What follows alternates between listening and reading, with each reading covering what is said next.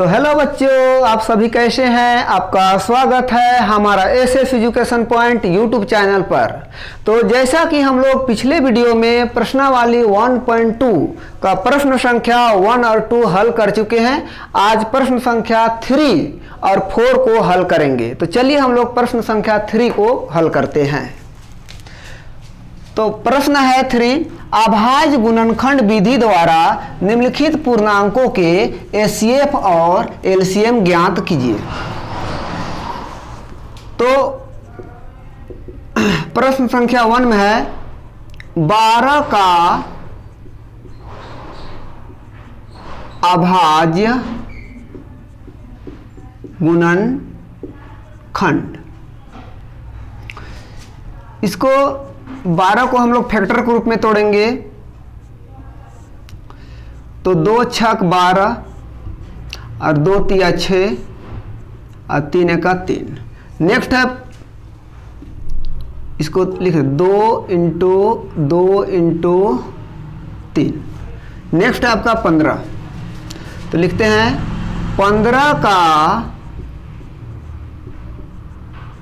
अभाज्य गुणनखंड। तो 15 का अभाज्य गुणनखंड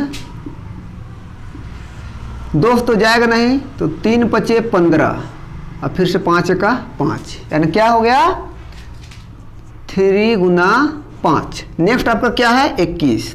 तो और 21 का अभाज्य गुणनखंड क्या होगा 21 का 3 सत्ते 21 और 7 का 7, तो 3 गुना 7। और हम लोग ऐसे भी बता दिए हैं कि 1 भाज्य संख्या भी नहीं है और अभाज्य संख्या भी नहीं है। अतः 12, 15 और 21 का HCF। तो HCF हम लोग पिछले ही वीडियो में हम लोग परिचित हो चुके हैं कि HCF क्या होता है कि तीनों गुणनखंड, जो तीनों संख्या गुणनखंड किए हैं, जो मैच करके आने जो मिलेगा तीनों संख्या, वही मेरा HCF होगा।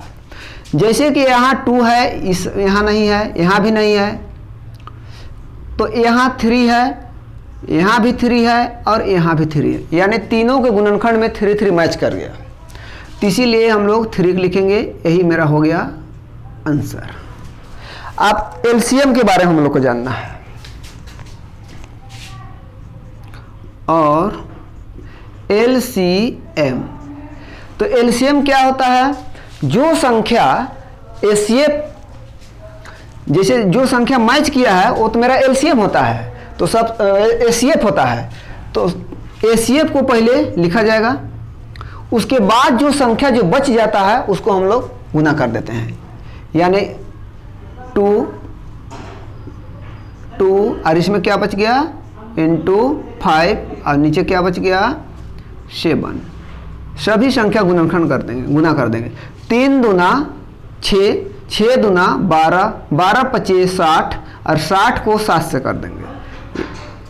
जैसे आ गया 420, यहीं पर आपका आंसर। एग्जाम्पल के लिए 3 गुना 2 गुना 2 गुना 5 गुना 7, तो 3 दूना 6, 6 दूना 12, 12 पचे 60।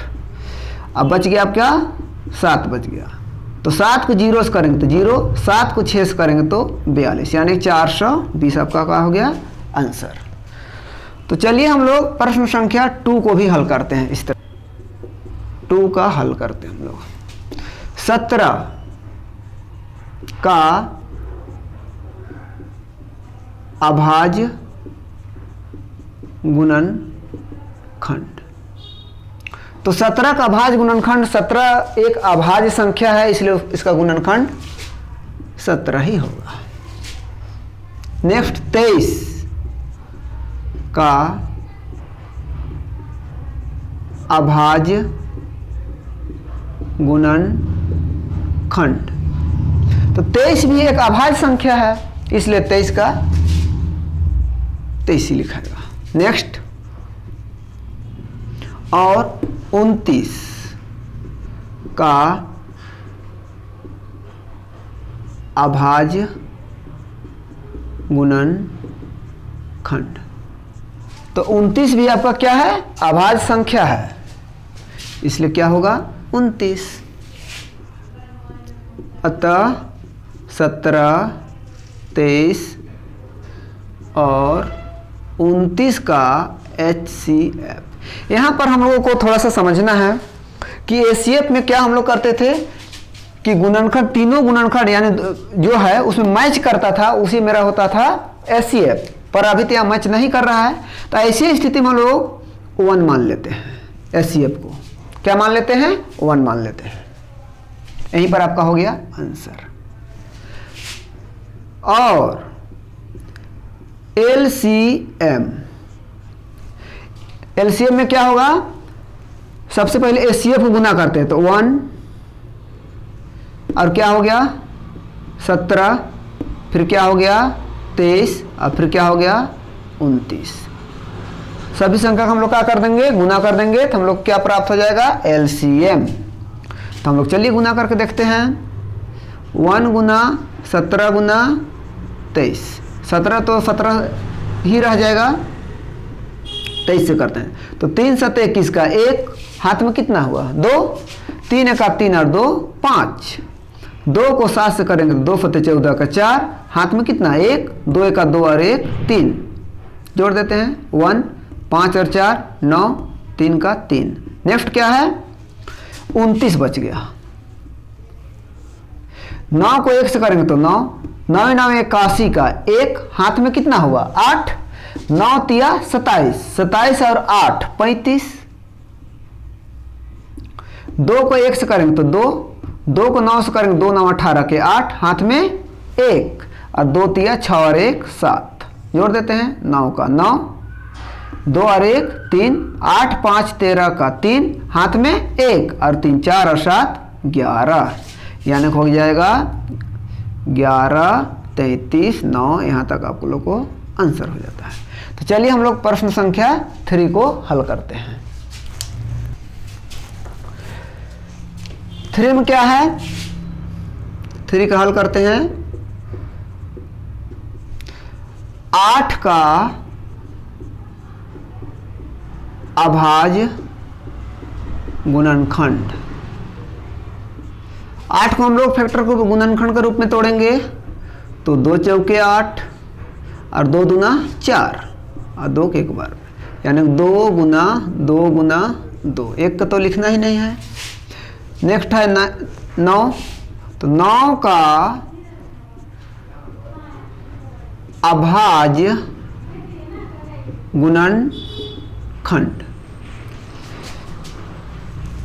तो 9 को हम लोग तोड़ेंगे, 3 गुना 3, 9 हो गया 3 तिया और 3 का 3, यानी कि 3 गुना 3 आ गया।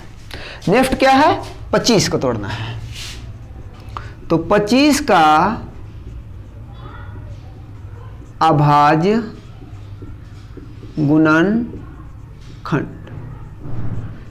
25 को हम लोग तोड़ेंगे गुणनखंड के रूप में, 5 5 25 और 5 का 5, तो क्या हो गया? 5 गुना 5। 1 तो हम लोग को लिखना ही नहीं है, क्योंकि 1 के बारे में हम लोग पहले से पता कर चुके हैं। अतः 8 9 और 25 का HCF बराबर क्या होगा? HCF मतलब हम लोग पता है कि तीनों में मैच करना चाहिए। तो यहाँ 2 है तो यहाँ नहीं है, यहाँ है तो यहाँ भी नहीं है ना?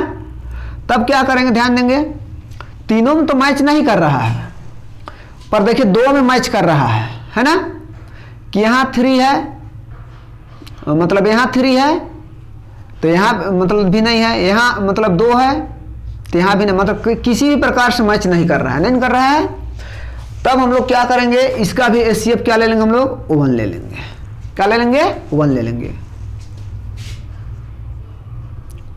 और LCM, तो फिर से हम लोग सेकंड को हल करे थे, उसी टाइप का सेम क्वेश्चन है ये भी। तो पहले 1 क्या बच गया, 2 गुना 2 गुना 2, तो 2 गुना 2 गुना 2। नेक्स्ट क्या है 3 गुना 3, तो 3 गुना 3। नीचे क्या है 5 गुना 5। इस संख्या गुना करेंगे, इतना दूर तक करेंगे तो कितना आ जाएगा, आ गया मेरा 8। यहाँ तक करेंगे तो क्या आया 9, यहाँ तक करेंगे तो क्या आ जाएगा 25। गुना करेंगे 8 9 कितना हो जाता है 72। इसको करेंगे हम लोग 25 से, 25 से करेंगे तो 5 दूना 10 का 0, हाथ में कितना हुआ 1, 5 सत्ते 35 और 1 कितना हो गया 36। नेक्स्ट 2 को 2 से करेंगे तो 4 और 2 को 7 से करेंगे तो 14। जोड़ देते हैं 0, 6 4 10 का 0, हाथ में 1 और 3 4 और 4 8 और जोड़ेंगे तो 1, कितना आ गया 1800 आ गया। कितना आ गया 18। यहीं पर क्या हो गया आंसर। तो बच्चों यहाँ तक आप लोग को प्रश्न समझ में आ गया होगा। यदि समझ में नहीं आया होगा तो फिर से वीडियो को देखिएगा, पर भी समझ में ना आएगा तो वीडियो को दोबारा देखिएगा, तो आप लोग आसानी से समझ में आ जाएगा। तो चलिए हम लोग प्रश्न संख्या 4 को हल करते हैं। एसीएफ 306 और 657 का कितना दिया हुआ है 9 दिया हुआ है। एलसीएम 306 और 657 का क्या करना है हमको ज्ञात करना है। तो चलिए बच्चों हम लोग प्रश्न संख्या 1 और 2 3 हल कर चुके हैं। तो बच्चों प्रश्न संख्या 1 2 3 तो आसान था, लेकिन प्रश्न संख्या 4 है जो इसको थोड़ा सा समझना है, ये थोड़ा सा हार्ड है। और ये प्रश्न जो है जैक बोर्ड में पूछा जाता है और इम्पोर्टेंट भी है। प्रश्न संख्या 1 भी इम्पोर्टेंट है और प्रश्न संख्या 4 भी इम्पोर्टेंट है, पर 2 और 3 भी जानकारी के लिए पढ़ लेना है, लेकिन 1 और 4 पूछा ही जाता है आप लोग को। तो एसीएफ 306 और 657 बराबर कितना, मतलब दोनों का संख्या का कितना दिया हुआ है 9 दिया हुआ है। तो एलसीएम 306 और 657 को क्या करना हमको ज्ञात करना। थोड़ा सा ध्यान में इसको रखना इस क्वेश्चन को, क्योंकि पूछा जाता है। तो देखते हैं हम कि माना कि दो संख्या, मान लेते क्या है 306 और 657 है, तथा एचसीएफ कितना दिया हुआ है 9 है। एचसीएफ 306 और 657 9 दिया है। इसको हम लोग माना कि दो संख्या 306 और 657 है, मान लिए हैं, तथा एचसीएफ कितना है यही संख्या का 9 दिया हुआ है। तो हम लोग प्रश्न संख्या 2 में हम लोग पढ़े थे कि दो संख्या का गुणनफल बराबर क्या होता था एचसीएफ गुना एलसीएम। तो हम लोग फॉर्मूला बिठा देंगे, क्योंकि दो संख्या का गुणनखंड बराबर क्या आता है एचसीएफ इंटू एलसीएम। तो दो संख्या गुणनखंड क्या है 306 गुना 657 एचसीएफ। तो दोनों संख्या का एचसीएफ कितना दिया हुआ है 9 दिया हुआ है। तो यहाँ बैठा देंगे एचसीएफ के बगल 9 और इधर का लिख देंगे एलसीएम। अब क्या करना है ध्यान देंगे, हमको निकालना है एलसीएम। तो ये संख्या को हम लोग इधर एक्सचेंज कर देंगे और इसको इधर ले लाएंगे, मतलब चेंज कर देंगे। तो कैसे करेंगे 9 गुना एलसीएम और इस संख्या को इधर ले जाएंगे 306 गुना 657। आप इसमें थोड़ा सा हमको ध्यान से समझना है ऐसा क्यों होता है। तो एक एग्जाम्पल के तौर पर देखा जाता है, तो हम लोग बताए हैं है ना, ये प्लस है और ये माइनस है और यहाँ पर मान लिया जाए इक्वल है। तब क्या होता है इक्वल, अगर ये प्लस जो है इस साइड इक्वल की साइड जाएगा तो हो जाता है माइनस,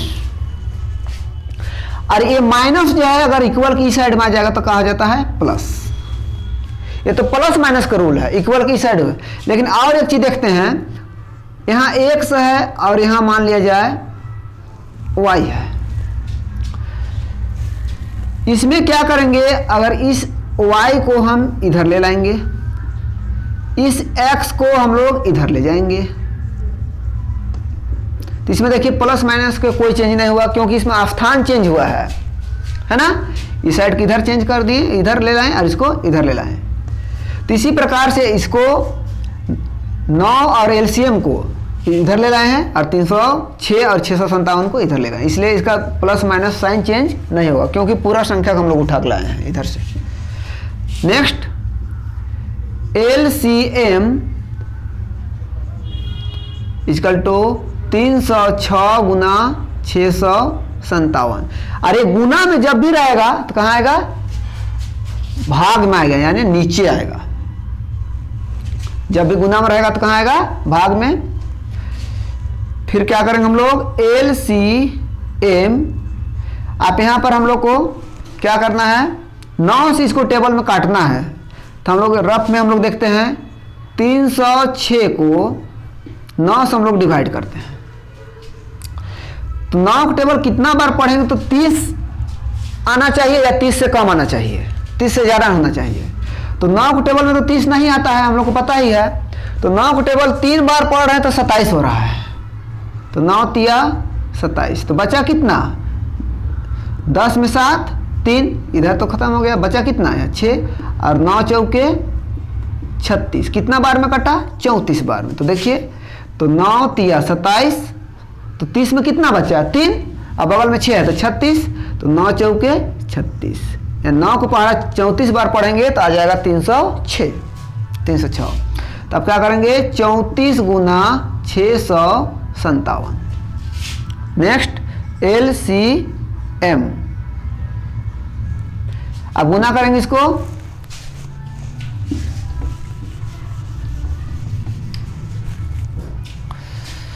तो 657 को हम लोग किससे करेंगे, 34 से।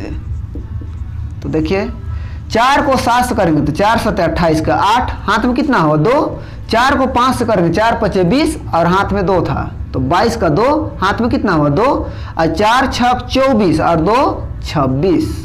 नेक्स्ट 3 को 7 से करेंगे 3 7 21 का 1, हाथ में कितना हुआ 2।